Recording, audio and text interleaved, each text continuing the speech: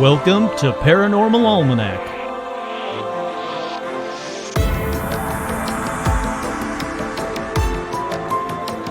With your host, Kurt Sandvig.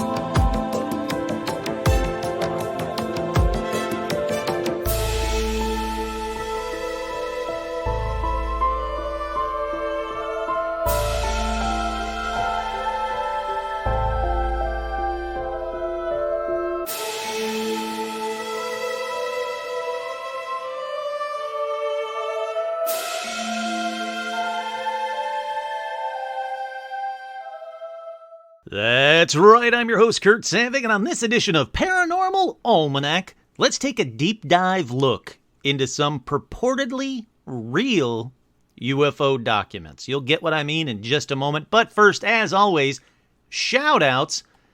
Shout-outs to Aaron, Monsters, Lauren and David, Alicia, Amber, Andrew, Angie, April, Ariel, Seth, Audra, Austin, Autumn, Bill, Bob, Brandon, Brett, Carolyn, Carrie, Christine, Chuck, Cindy, Cole, Dan, Daniel, Devin, Dill, Donald, Dorian, welcome back, Elliot, Erica, Aaron, Fabian, Harvey, Heidi, Isabel, J. Mark, Jade, Jaime, Jason, Jeff, Jenny, Jennifer, Jared, Jerry, Jim, Joe, Joanne, Joe, John, Joshua, Juliana, Catherine, Kelly, Kelsey, Kimberly, Kira, Kyle, Lash, Laura, Lauren, and that's Lauren Mangano, who Lauren and Phil are the best. Lauren McCune, hey, howdy, hi. Lawrence, Leo, Lindsay, Lionel, Lorraine, M. Caballero, Martin, Matt, Megan, Eric, Milo, Nanashi, Nick, Pablo, Paula, Rachel, Reed, Rosa, Russell, Sarah, Sean Bishop, Shelly, Sunny, Suzanne, Todd, Jamie, and Elijah Hendrickson, Tanya, Trey, Troy, and Veronica. You're going to notice there are a lot of new names. I cannot thank you guys enough.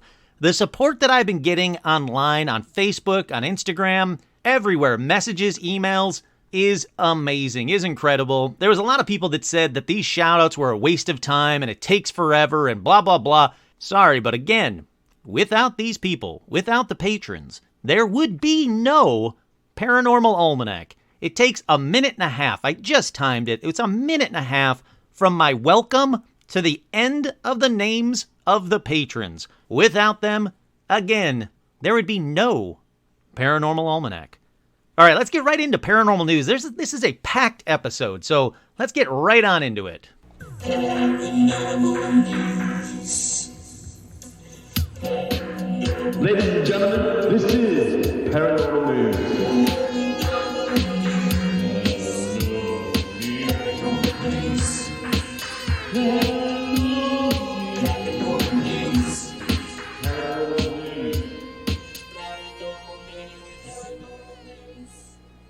The first story is, which bottle found in Virginia dates to the Civil War? A glass bottle filled with rusted nails may not sound like much of an archaeological find, but this Civil War artifact could represent a type of talisman that was popular for warding off evil spirits, and it's called a witch bottle. Researchers found the bottle at a site known as Redoubt 9, a fortification built in 1861 by Confederate troops and later occupied by Union forces. Remains of the defensive structure lie on a highway median between exits 238 and 242 on Interstate 64 if you're ever in York County, Virginia. Now, the bottle discovered near a hearth measures roughly 5 inches tall, 3 inches wide, and was made in Pennsylvania. This suggests that it was placed there by a Union soldier, likely at a time when the fort was occupied by the Pennsylvania Cavalry. When archaeologists recovered the bottle, we thought it was unusual, but we weren't sure what it was. There was a lot of casualties and fear of this period. The Union troops were an occupying force in enemy territory throughout most of the war, so there were plenty of bad spirits and energy to ward off. Hidden witch bottles dating to centuries ago have been found in concealed homes in London. I've talked about these before. The practice originated in England and then traveled to North America with British immigrants, and it persisted on both sides of the Atlantic into the 20th century. So basically, if a person thought that they were being cursed, by a witch usually, they would fill a glass or ceramic bottle with bent pins and nails, sometimes adding bits of human hair or even urine to it. Then the victim would bury the bottle under or near the hearth of the house, and the heat of the hearth would animate the pins or iron nails and force the witch to break the link or suffer the consequences. It is said that once the evildoer was dead, the bottle would break. Approximately 200 witch bottles have been found in the UK, fewer than a dozen have turned up in the U.S. So finding one of these is a rare item for archaeologists, and they found a broken bottle with a bunch of nails in it, hence a witch bottle. Glitch in the Matrix? Floating error message in the sky. Now, this story is actually from 2009, but it's actually just come to light fairly recently. Shots from Odessa, Ukraine, on a foggy night when an electronic billboard crashed displaying a Windows 98 error message that appeared to float in the night sky like a digital sign. And they're right, I'll post photos of this up on Facebook. So there's actually 2 photos of the error message just kind of floating there in space, and then one of some kind of advertisement with a phone number, again, floating out in space. So I'll throw them up on the Facebook page. Nothing paranormal really about it other than the fact that it looks like a huge glitch in the Matrix. Up next in paranormal news, black triangle UFO sightings around the planets span decades. Eyewitnesses all over the country reporting glimpses of something huge, large, dark, and mysterious in the skies above big cities and busy highways. The crafts are often described as triangular in shape, silent in their movements, and of unknown origin. So these black triangles, or boomerang-shaped objects, some larger than any known aircraft, have been documented, even filmed over cities all across North America as well as in Europe. Military jets that scramble to go after them are launched on several occasions, top-of-the-line military aircraft against these things, and they were left in the dust. So whatever these black triangles are, they're fast, they're mysterious, they're huge, and as of right now, they're UFOs. Strange night flashes, vibrations, and humming noise in Ohio town spark talks of UFOs. A strange series of color flashes that turn the night sky reddish in Bethel, Ohio, has gotten international attention. So far, nobody seems to know what's doing it, even after a week of debate. A doorbell video posted on Facebook by Tim Walker shows a series of rapid flashes that changed in color and size over 20 seconds from a white to a red that filled the horizon.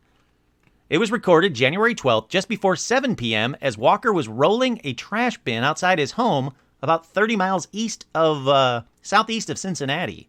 Anybody else see this tonight? He wrote on Facebook, the sky was flashing pink and purple, super bright. Thought it might be lightning, but it's fairly cold, and there was no thunder. It was crazy. Again, super bright. He goes on to say that he and his daughter were both frightened by the flashes, which he said got brighter and brighter. The family lives next to a 4,800-acre state park where quiet is the norm after sunset. The first thing that came to mind was what just happened with Iran, and I thought it might be a nuclear explosion. It was bright and that powerful. I was in the Army, and it reminded me of phosphorescent flares we use that light up the whole skies. I was scared. I thought it was an explosion, so it made me really nervous.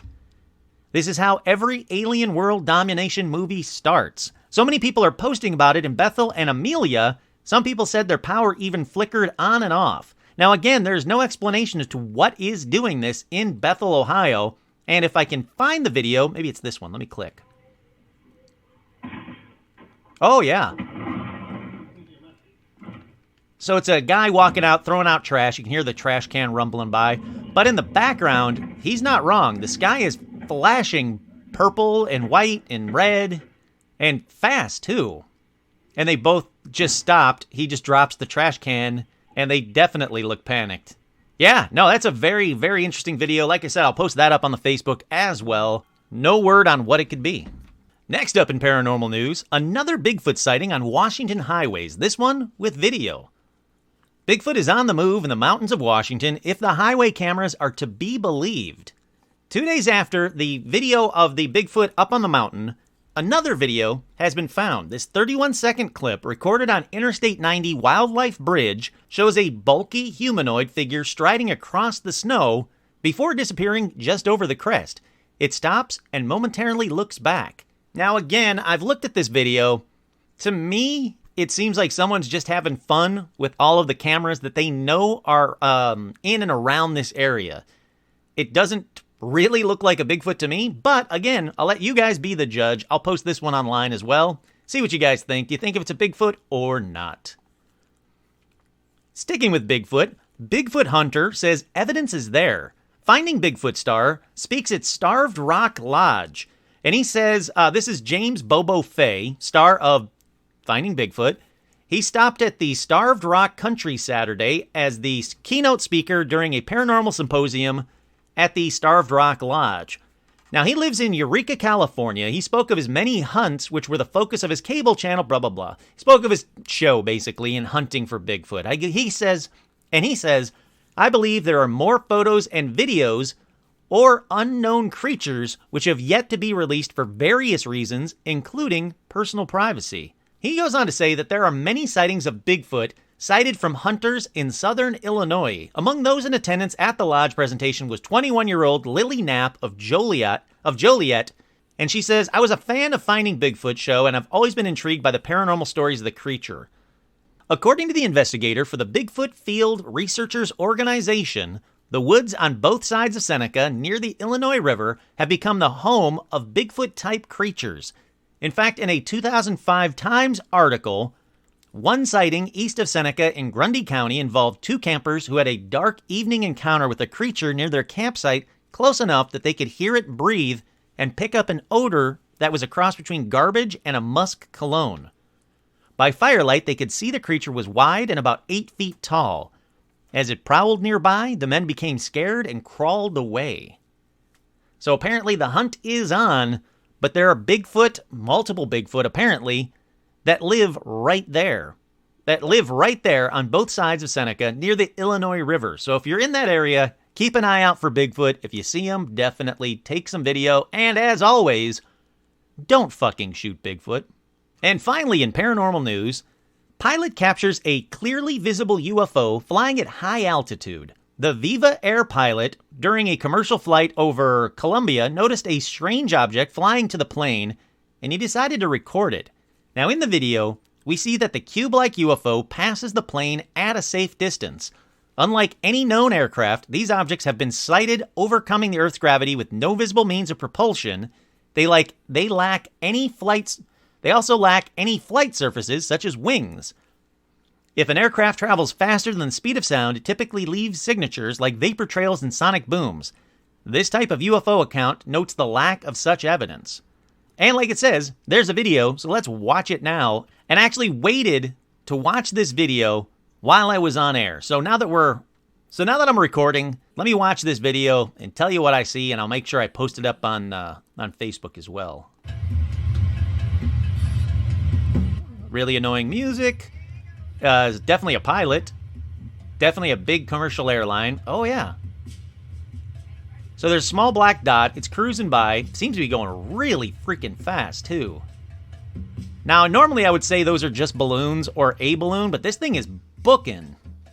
I don't know what to... I'll be honest. I gotta stop this freaking drum beat. I gotta be honest. I don't know what to make of this video. It does seem like there is something going very fast. Now, it could be just high-altitude balloons caught in some wind stream. That's very possible. It seems to be a dark gray object. Seems to be round with little protuberance around it. Maybe 3 or 4 on the sides. I'll be honest. I don't know what to make of this thing. It is bizarre, and I'll definitely... Oh, it is cubed. Oh, it does have a cube shape to it as well. Yeah, I'll be honest. I don't know what to make of this video. I'm going to throw this one up on Facebook. This is the only one of the paranormal news right now that's really intriguing to me. I'd love to get to the bottom of it, but I just don't know what to make of it. All right, so that about does it for paranormal news. But just a reminder, I'm going to be at the Haunted Souls Bazaar, and that's on May 2nd. It's an event. It's going to be very cool at the Heritage Square Museum, 3800 Homer Street, Los Angeles, California. So if you guys have a paranormal story and you don't want to send it in to me, you don't want to email it to me, but you're going to be here, I'll be there. I'll be recording everybody's paranormal experience. Or if you just want to come by to say hi, I think that'd be fantastic. As always, I would love to meet each and every one of you guys. Again, I can't thank you all for your support. So let's take a quick break. Be right back to the topic at hand. Alrighty, we are back, and like I was saying earlier, this is a bit of a different episode, because even though it is technically an all-debunking episode, in a certain way, but it has a lot of twists and turns, like a good X-Files episode, and you'll see what I'm saying in just a minute. It really does have a lot of very bizarre twists and turns. Now, some of you that know these documents are going to dismiss me and this episode right away, but seriously, just stay and listen. If you're so sure about them being real, then listening to me talk about them won't change your mind. And I have to say, I'm not trying to stir up any more controversy about these documents. In fact, I'm trying to squash some of it. I'm trying to get to the bottom of these documents the best way I know how, which is with the evidence at hand. And a lot of people before me have done a lot of research on these documents, and you're going to hear a lot of it. There's going to be a lot of details, a lot of names, a lot of dates, a lot of information. Just stick with me. I promise you, at the end of it, it'll all become clear. Like I said, it's a very fact and name and date heavy episode. I get that. But again, just stick with me. So what the hell am I talking about? Well, they're known by a few different names. SOM 101, that's SOM 101. MJ12. But most commonly, they're known as the Majestic 12 documents. So let's start at the beginning, and no, I am not starting with the earliest date on the documents themselves, which is 1947. No, I'm going to start where the documents started.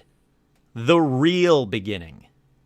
In December of 1984, that's right, a document that goes all the way back to Roswell wasn't, quote, found until 1984. The story starts with documentary producer Jaime Shandera, and he says he was reading a magazine when a mysterious envelope was dropped through his mail slot at home. This plain manila envelope had a New Mexico postmark and contained just one thing: a roll of undeveloped photo film. Now, Jaime, who had no connections to the UFO community or actually any interest in it, says he took that roll of film to be developed, and what he got back was weird. Now, his word was mysterious, but it's just weird. So he takes this weird film with him to dinner. And it's a dinner with his friend Bill Moore, who, if you don't know who he is a conspiracy theorist that wrote a couple of not well-recepted books on UFOs and the Philadelphia experiment. Now, let me pause right here to say, it's pretty fucking convenient that Jaime received something in his mail slot anonymously, and he also happens to have a friend who knew where he lived that just happened to love conspiracy theories, urban legends, and known BS about UFOs. And that person also wrote 2 books right before this happened that were slammed by UFO, quote, experts. I looked into his stuff, and let me just say, in my opinion and my opinion only, bullshit to his books. Now, I'm also not the first person to think this, but me personally, after doing all of the research I did, I personally think that Bill Moore was the culprit behind the Majestic 12 documents and them getting to Jaime. But let me continue with the story first. All right, so the photos, once he got them developed, he noticed that the photos were 8 pages of highly classified documents that confirmed Roswell happened. That's right, the big smoking gun that every UFO nut, whatever you want to call us, wants to hear, that the government admits that Roswell was a real UFO crash and a cover-up.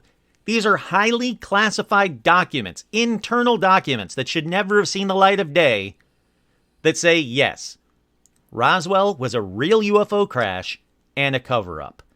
And the documents were also about the people behind the cover-up, how to cover up future UFO crashes, and also a number of other UFO encounters from 1947 into the 1950s.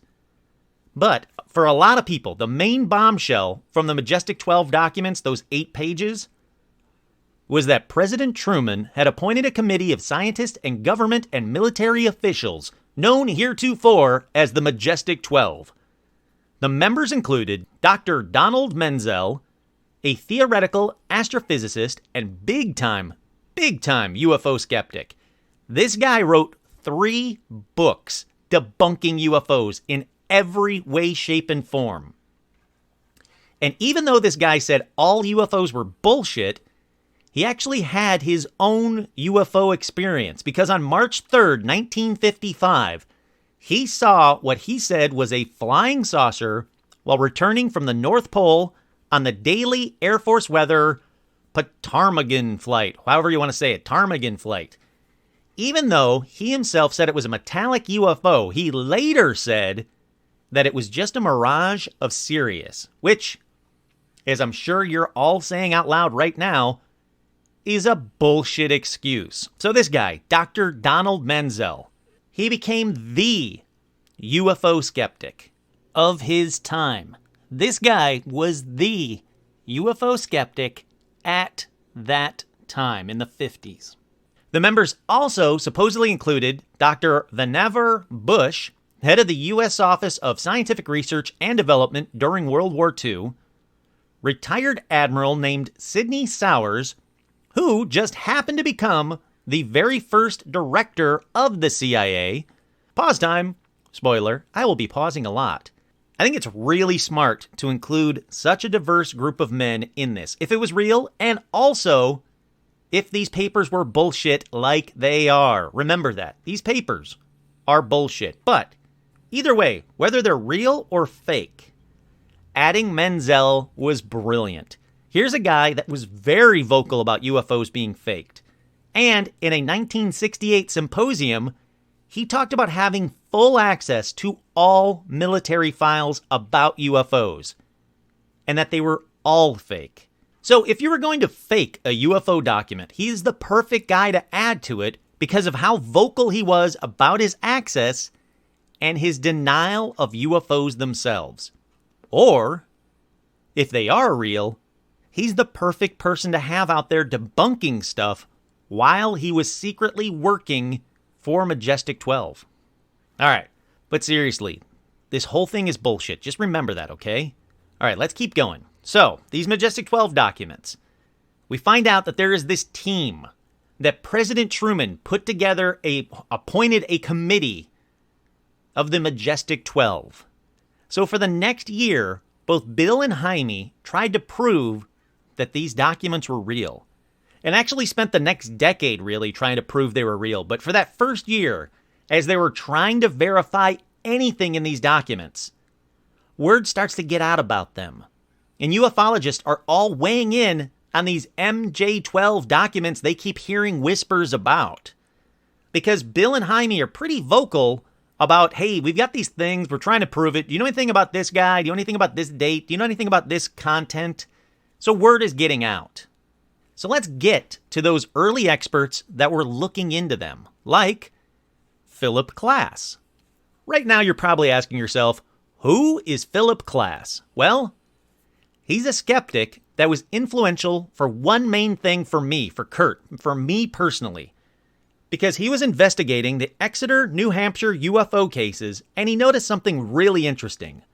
A large percentage of them happened around power lines, and he determined that something that hadn't been proven at the time, a thing called ball lightning, existed and could explain what people were seeing.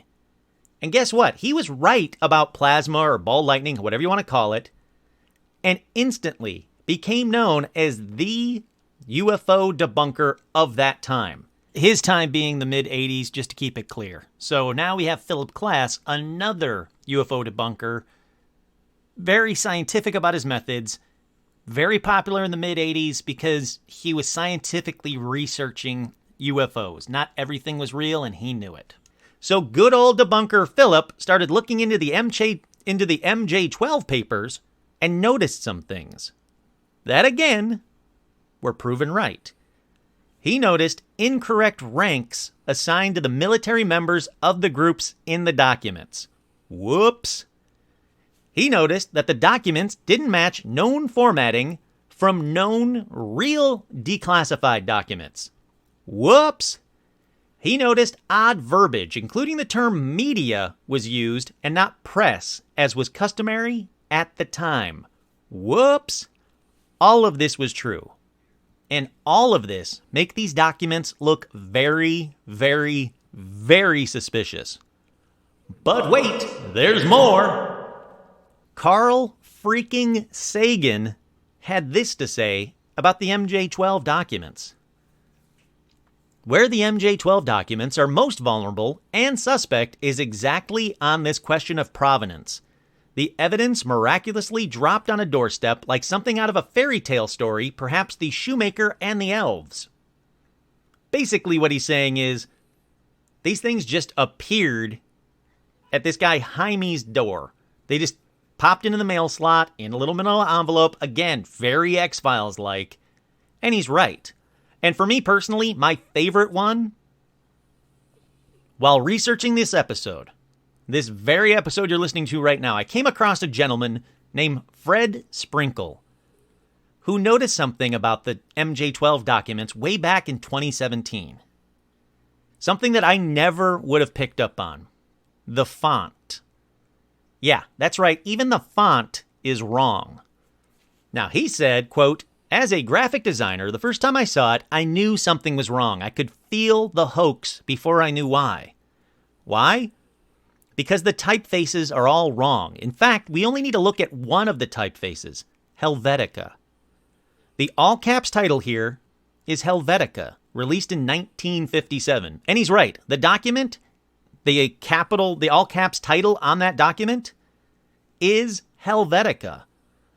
The Psalm 101 document has a purported publish date of 1954. But, again, this is Fred speaking, but to the best of my knowledge, the secondary title font, Helvetica, was not invented until 1957, 3 years after these documents were typed up. And it didn't even break out of European usage until later, except perhaps in some hipster art scenes. Again, this is all him, Fred, talking. Also, government agencies are usually at least 10 or 20 years behind popular typographic trends, so this alone makes it very unlikely. Compare the style between Psalm 101 and the authentic 1950s documents we know are real that have since been declassified, and he says they are very different. I guess Psalm 101 was created sometime after 1975. The general design vibe feels very late 80s or even 90s, and that big Psalm 101 title feels almost computer generated. And guess what? I looked into this. He's right too. Helvetica wasn't released until 1957, yet these documents, dated 1954, are using Helvetica. All right. Now let's jump back to 1985. Did I mention there's going to be a lot of jumping in this one? No? Well, there is. All right, we're in 1985. Jaime and Bill, and now another well-known ufologist is in the picture. That man? Stanton Friedman. Yes, that Stanton Friedman. Ever see a documentary about UFOs? You've probably seen Stanton Friedman. Now, they're all trying to figure out, and I'm using air quotes as big as I can right now, they're all trying to figure out what's real when they receive a series of anonymous postcards. Yep, more anonymous X-Files type stuff, this bullshit. Now, these messages lead them to the National Archives, where they steal the Declaration of Independence because there's a treasure map on the back of it. Oh, wait, no. It's not quite that cool. No, they get these postcards that lead them to the National Archives. And there, after a few days of searching, they find a document in the just declassified boxes of Record Group 341. But those documents should have been in another box not connected to it. So, again, likely planted there. And this document became known as the Cutler-Twining Memo. This document states that the Memorandum for General Twining, subject MSC/MJ12. Oh, there it is. Special Studies Project. The president has decided that MJ12 SSP briefing should take place during the already scheduled White House meeting of July 16th rather than following it as previously intended. More precise arrangements will be explained to you upon your arrival. Please alter your plans accordingly. Your concurrence in the above change of arrangements is assumed. Robert Cutler, Special Assistant to the President. So, here is another document which seems to confirm MJ12, that just mysteriously happened to be hinted about by these anonymous postcards that just kind of popped in. Now, there are no word whether Jaime, Bill, and Stanton Friedman were all at home at the same time. They're all sitting there when these postcards came in. Or were these postcards mailed to them? Which I'm guessing that's the case. Because again, in my opinion, I think Bill is the culprit. He's trying to confirm, because there's a lot of word getting out. Are the MJ-12 documents real or are they fake? So he goes, well, here's another document that just happened to be slipped in with all these recently declassified documents. And this document is going to connect the dots for MJ-12 believers, if you will. All right, so again, we got this other document, seems to confirm MJ-12, and the one thing to note about this memo is that the last line matches the wording of another memo found in the Library of Congress in the Twining Papers. So, for you skeptics out there, for you believers out there, if this is a forgery, they at least knew enough to get that last line perfect. Your concurrence in the above change of arrangements is assumed. That line is something that they found in a lot of other real Robert Cutler papers. And you got to admit it, that last line is oddly worded and not something you'd hear every day. But this is another document, when you really look into it, that has serious flaws on it, including a top secret restricted information marking on it. But the problem here is the U.S. government didn't start using that until the Nixon era, so it shouldn't be on the document. Boom, strike one for this document. The document doesn't have the official government letterhead or the watermark. Strike two for this document being real. The Eisenhower Library examined its collections of the Cutler papers and all documents known to be made by Cutler. I'm talking real documents known as a fact to be made by Cutler. And they have an eagle watermark in the onion skin carbon paper. Strike three, this one doesn't have that. Now, unless whoever made this forgery scoured the Eisenhower Library files for days, they wouldn't know that it should have had this on the document.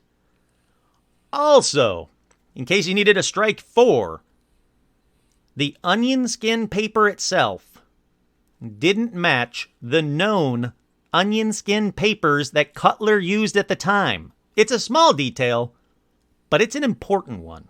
So this document already has 4 strikes against it for being a fake document. But we haven't even looked at the content yet. So let's look at the content for a second. There's a date that's mentioned there. July 16th. Well, guess what?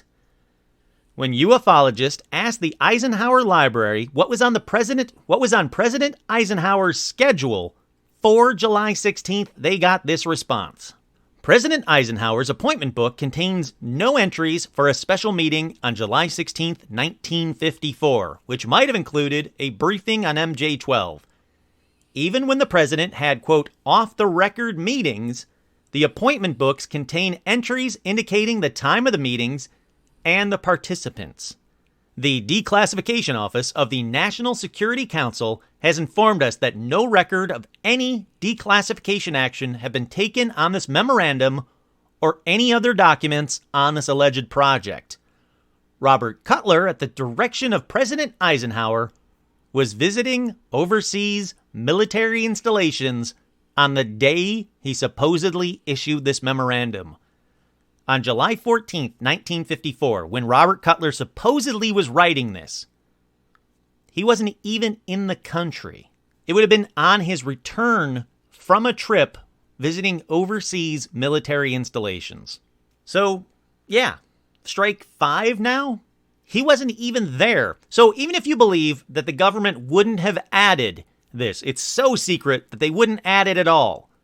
Well, Cutler wasn't even there to write it. This document is fake. There is a ton of evidence that this document is fake.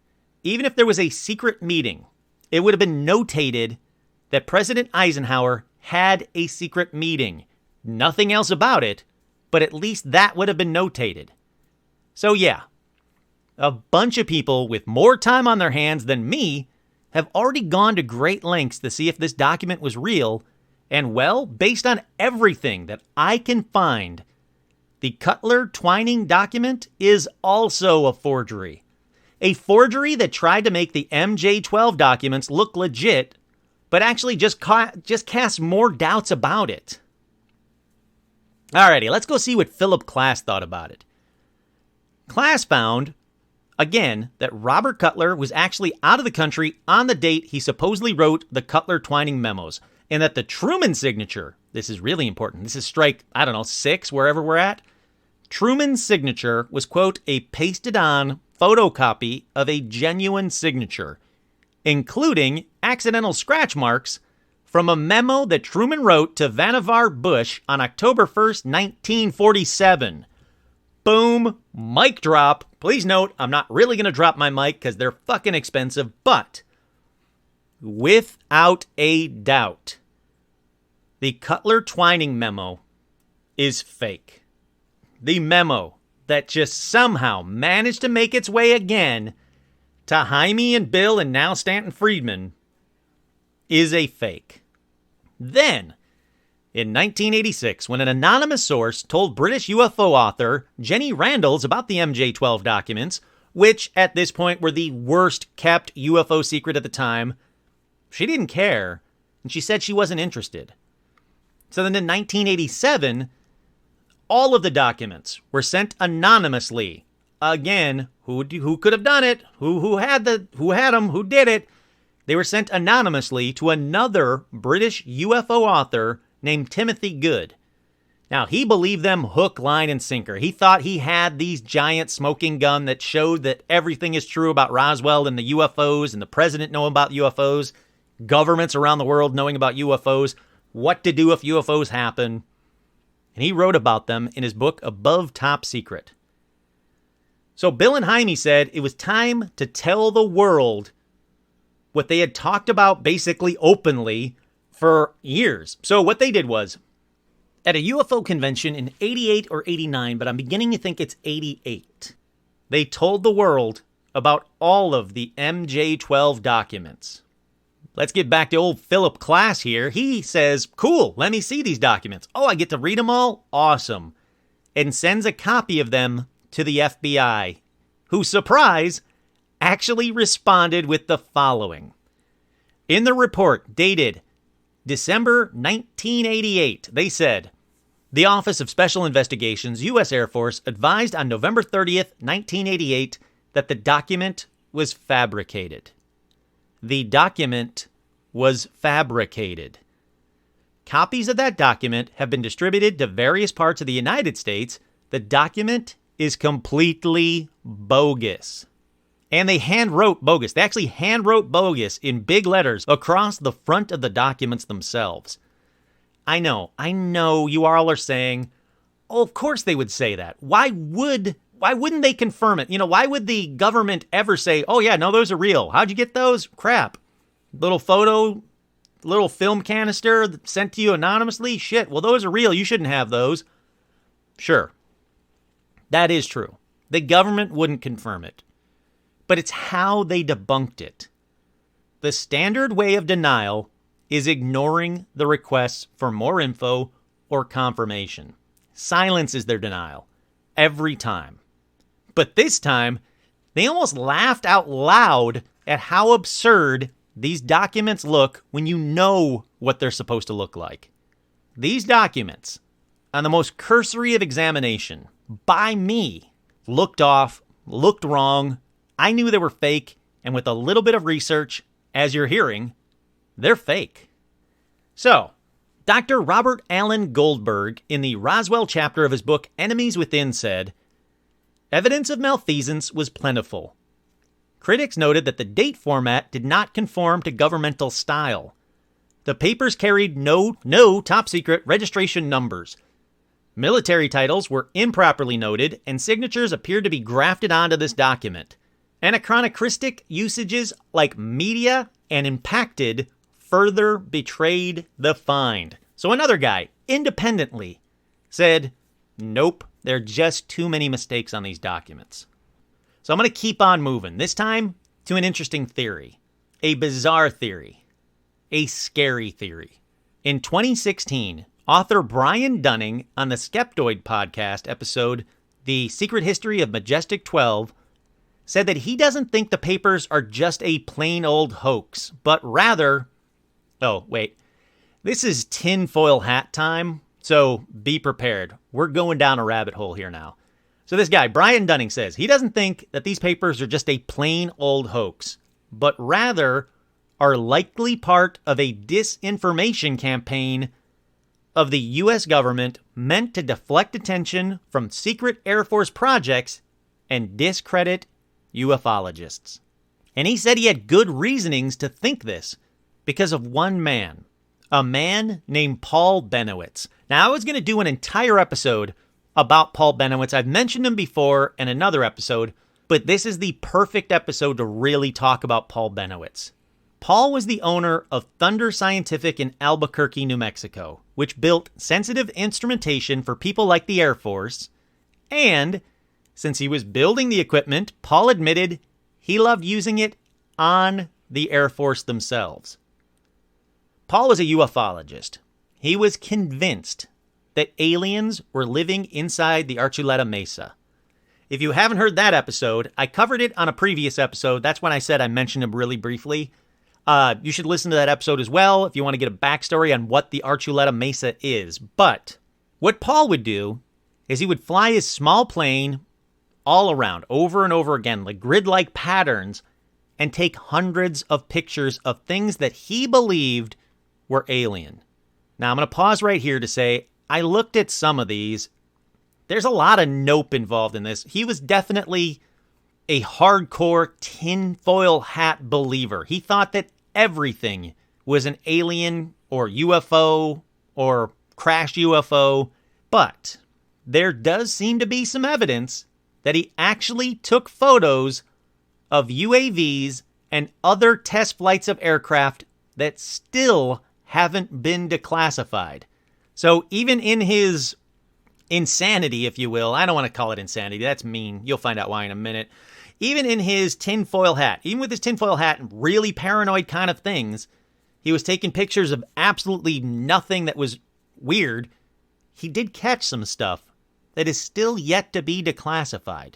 Then, one day in 1985, Paul Bennewitz photographed what turned out to be a crashed Delta Wing aircraft, and he reported it to Bill Moore. He said, I've got photos of a UFO that crashed. I took the photos. Here they are, Bill. Take a look at this.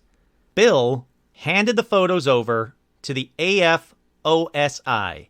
That's the Air Force Office of Special Investigations. Why? Well, it was either trying to force them to say, yes, this was an actual UFO, or some say he did it to tattle on Paul, or I'll have an explanation for you in just a minute. But anyhow, Paul trusted Bill. Bill took those photos, and what he found out was this was a highly classified aircraft. The Air Force were pissed or embarrassed or both that this photo was ever taken, so they had to go on the offensive. All right, so what happens next comes from those people who are still with us.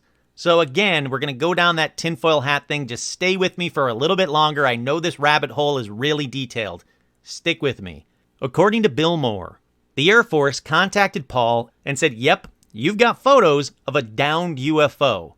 They even scattered more wreckage around it with, quote, aliens and extraterrestrial things, took him over it to take more photos, then went on to tell him all sorts of stories about the underground aliens in Archuleta Mesa. Now, Bill went on to say that part of his job was to essentially drive Paul crazy, which, surprise, is exactly what happened. Paul had a full psychological breakdown. He got increasingly more paranoid. He was already paranoid to begin with.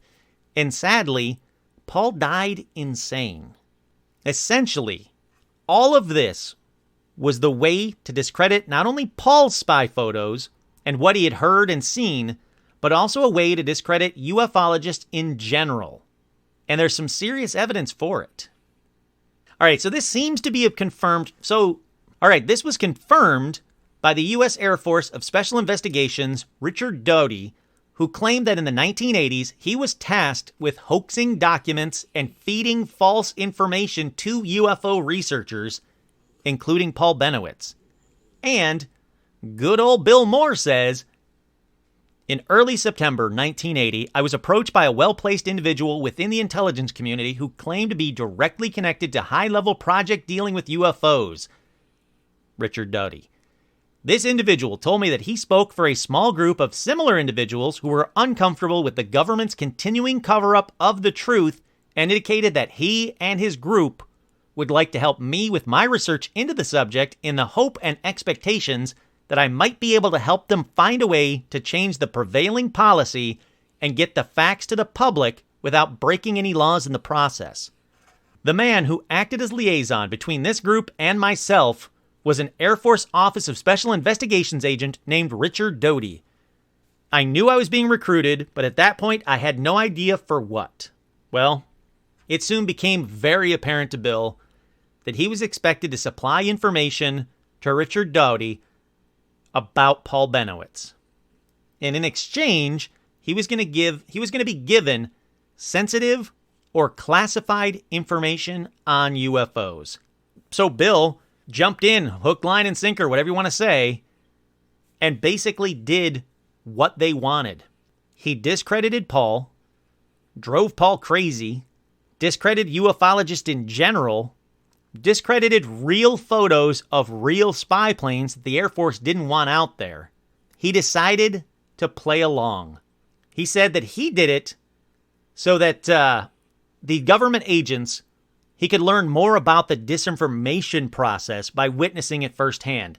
I don't buy that at all. I think Bill was fooled by Richard Doty and is now kind of retconning why he did it. Now he's saying, well, I did it because I wanted to see how they did the disinformation process. No.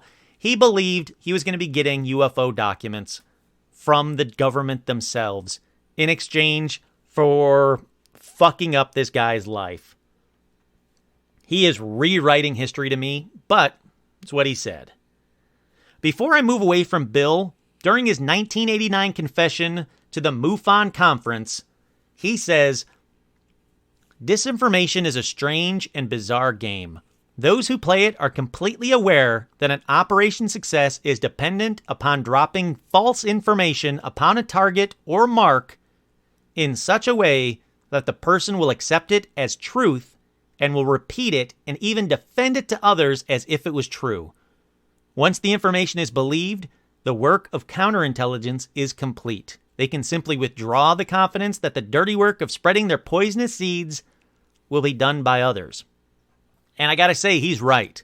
Again, I think he's rewriting history. But all of this seems to be disinformation from the government given to individuals that they know would regurgitate that information ad nauseum to other UFO nuts, whatever you want to call them.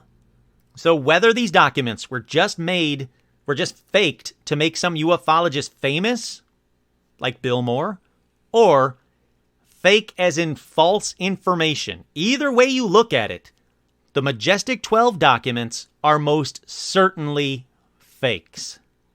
And boy, did they do their jobs well in either case. It pitted ufologist against ufologist.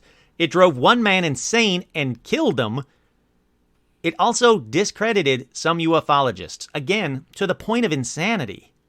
It's crazy to think with all of the information, all the people scouring every font and date and person mentioned, the paper that they were written on, that some people still ignore all of this data, all of this evidence, and won't even think for a second that the MJ-12 papers are fake.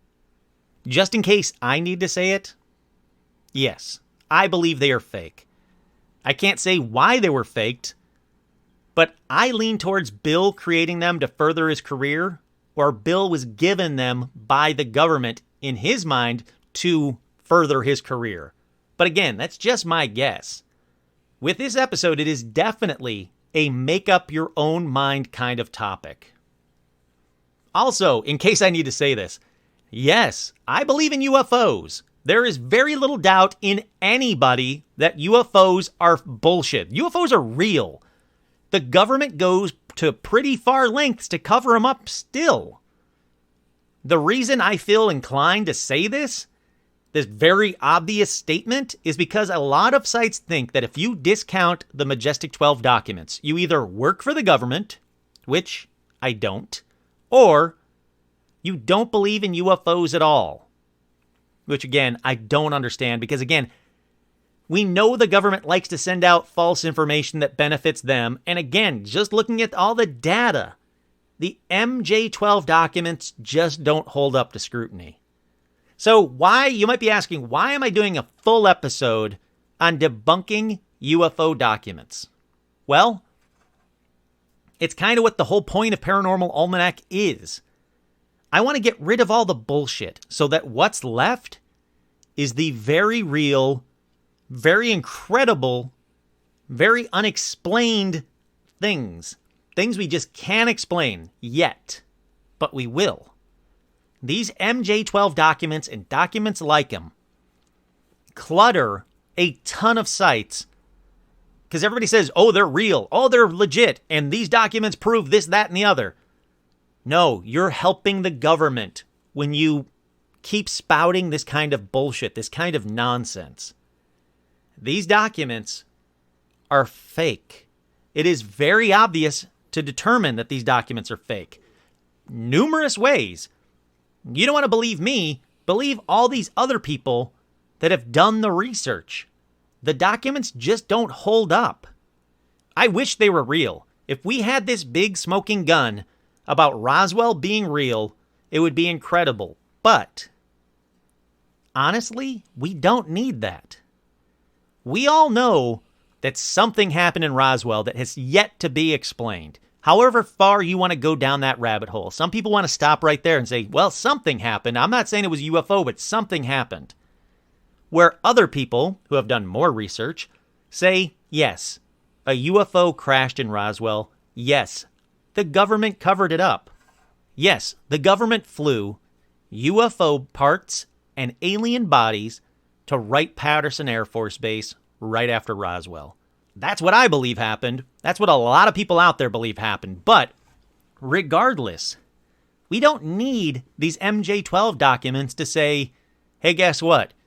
The government will cover up UFOs. That happens after almost every UFO crash. The government come in the same way they always do, cordon off the area. Nothing ever happened here. You didn't see anything. They take it away before anybody can get to the evidence. That's true. That is happening. So yeah, even though these documents say that that's how the government's going to cover something up, that's pretty basic. I could write a document, predate it to 1932, and say this is what's going to happen every time there's a UFO crash. The government's supposed to come in, cordon off the area, tell people they didn't see what they thought they saw, and say it was BS about, and then just make up one of the 12 things that they always make up about UFOs. It was a crashed airplane. It was a meteorite. It was a satellite, whatever. The government know how to cover stuff up. They don't know how to cover it up very well, though.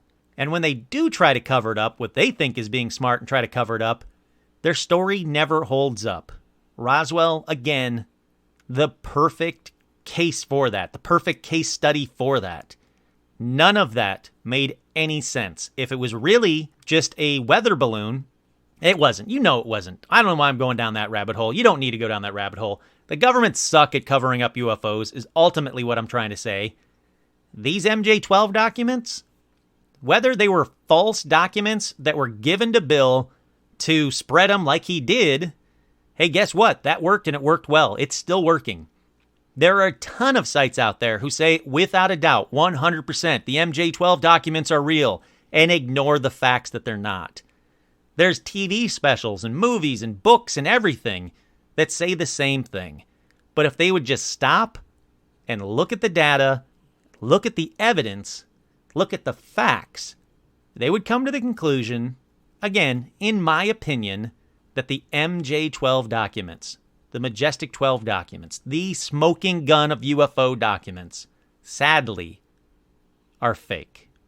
So, to wrap up everything, nothing in the documents is all that surprising. The president talking about proof of UFOs would be great to have in an oddly released top secret document, but it's not necessary. There are so many witnesses to events that have included the president and UFOs that it's pretty much a given that presidents, governments, people in charge have known about the existence of UFOs and aliens visiting Earth for a very long time. We don't need this document to confirm it. What do you guys think? Do you think the MJ-12 documents are real? Do you think that Bill made them? Do you think they're a false flag from the government? Or do you think it's something completely different? Do you think that these documents are necessary for disclosure? Once again, I'm your host, Kurt Sandvik, and this has been another edition of Paranormal Almanac. I hope you guys liked this one. I know it was a very, very different episode. Very detail-oriented. A lot of names, a lot of dates, a lot of facts. I really hope you guys like this one. I really, really liked researching this one because I always wondered about the Majestic 12 documents. These documents, like again, cursory examination, sound fantastic. Sound too good to be true. Because it is too good to be true. As I said, once again, I'm your host, Kurt Sandvik. This has been another edition of Paranormal Almanac.